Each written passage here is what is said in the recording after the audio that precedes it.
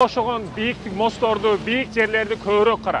Бийиктерди көп карабасаң, жашоодогу проблемалар жер карата берет.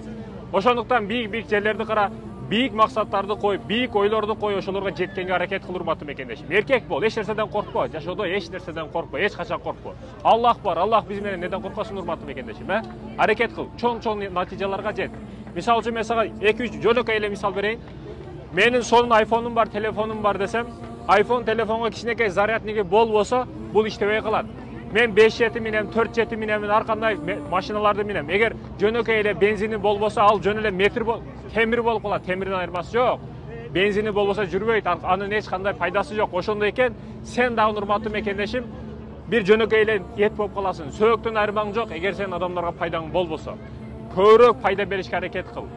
Sen өлгөн учуруңда артыңдан үйүң, машинаң, балдарың үчүн калат. Бирок элге кылган нерсең, бул эл үчүн калат, бул сен тагырта калдың дегени. Чоң максаттарды кыл.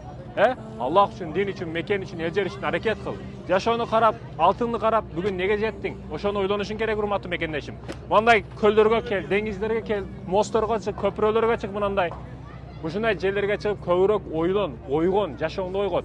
Урматтуу мекендешим, ойлонбосоң болбойт. Ойгон болсоң болбойт. Мына мечитти көрсөтсөң, бул мечит, урматтуу мекендешим, өзгөчө мечит, Турган жерин карасаңыз, биздин Ысыкөлүбүздүн жээгине дагы ушундай мечиттерди кылыш керек. Көбүрөөк кылышыбыз керек. Мечит жамандыкка чакырбайт, жакшылыкка чакырайт. Тарбия бере турган, ыйман бере турган бул мечит, урматтуу мекендешим. Мечитти тоспошубуз керек.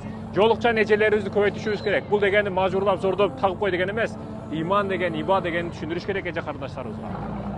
Мечиттен үркүбөш керек, коркпош керек. Жакшылыкка чакырып, жамандыктан ар бир жерде, ар бир кезде кайтарышыбыз керек.